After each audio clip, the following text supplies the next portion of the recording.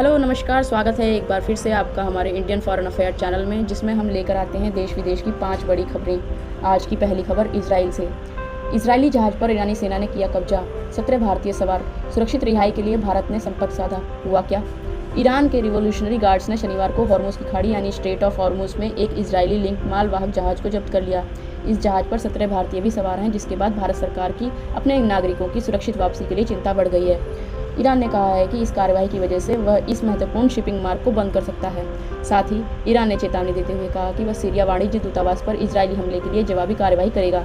वहीं ईरान और इजरायल के बीच बढ़ते तनाव के मद्देनजर इजरायली कंटेनर जहाज पर मौजूद सभी भारतीयों की सुरक्षित रिहाई के लिए भारत ने ईरान से संपर्क साधा है।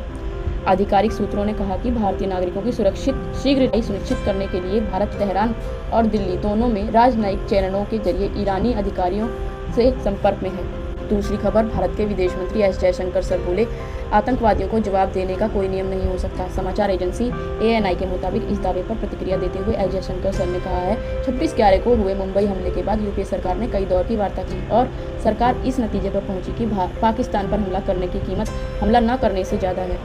अगर आप जवाब नहीं देते हैं तो फिर मुंबई जैसी घटना होती हैं। आप अगली घटना को होने से कैसे रोक सकते हैं? जयशंकर सर ने आगे कहा, आतंकवादियों को यह नहीं सोचना चाहिए कि वो सीमा के दूसरी तरफ हैं तो उन पर कोई हमला नहीं कर सकता।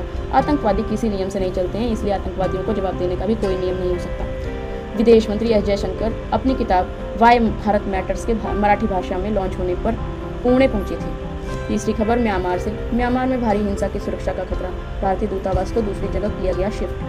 हमारे आधिकारिक प्रवक्ता रणदीप जायसवाल सर ने साप्ताहिक प्रेस वार्ता में कहा कि म्यांमार में लगातार स्थितियां बिगड़ती जा रही हैं और हालात बेकाबू हैं। उन्होंने कहा, हम म्यांमार में खासकर रखाइन राज्य पर करीब से नजर रखे हैं। हमारे नागरिकों की सुरक्षा सुनिश्चित करने के लिए आवश्यक कदम उठाए जा रहे हैं। जायसवाल सर ने कहा, हमने सितवे स्थित भारत के महावाणिज्य दूतावास से अपने कर्मचारियों को अस्थायी रूप से यांगून में स्थानांतरित कर दिया है। मांडले में हमारा दूतावास सही तरीके से काम कर रहा है। चौथी खबर, एलन मस्क के भारत दौरे के ऐलान से बौखलाया चीन, क्या ड्रैगन के सपने होंगे चकनाचूर? टेस्ला के मालिक एलन मस्क ने जब से दुनिया को बताया है कि वो प्रधानमंत्री नरेंद्र मोदी से मिलने को लेकर उत्साहित हैं, तभी से ड्रैगन एंड कंपनी को तगड़ा झटका लगा है। मस्क अभी भारत आए भी नहीं और टेस्ला की फैक्ट्री लगने का आधिकारिक ऐलान भी नहीं हुआ है, लेकिन चीन ने भारत के खिलाफ प्रोपेगेंडा फैलाना शुरू कर दिया है। माना जा रहा है कि अप्रैल के आखिरी हफ्ते में मस्क भारत दौरे पर आ सकते हैं और PM मोदी से मुलाकात कर सकते हैं। चीन के सरकारी अखबार ग्लोबल टाइम्स ने लिखा है कि टेस्ला को भारत में अपनी फैक्ट्री खोलने से पहले सोचना चाहिए। क्यों?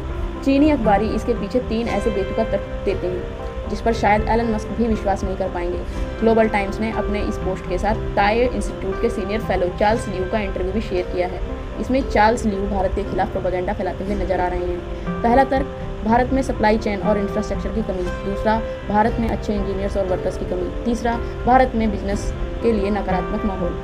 चार्ल्स लियू कहते हैं कि सबसे पहली बात तो यह है कि मुझे नहीं लगता कि भारत अच्छी तरह से इलेक्ट्रिक गाड़ियों को बनाने के लिए तैयार है।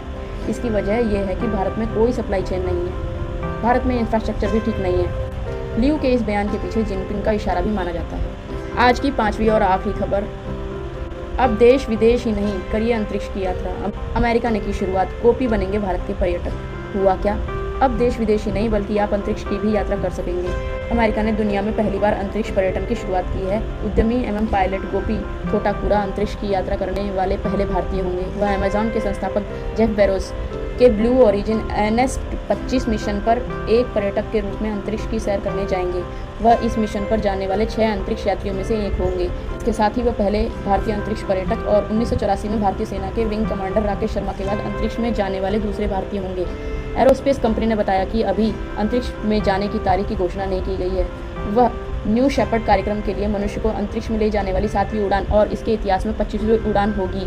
अभी तक इस कार्यक्रम के तहत 31 मनुष्यों को कार्बन रेखा से ऊपर ले जाया गया है, जो पृथ्वी के वायुमंडल और अंतरिक्ष के बीच प्रस्तावित पारंपरिक रेखा है। धन्यवाद।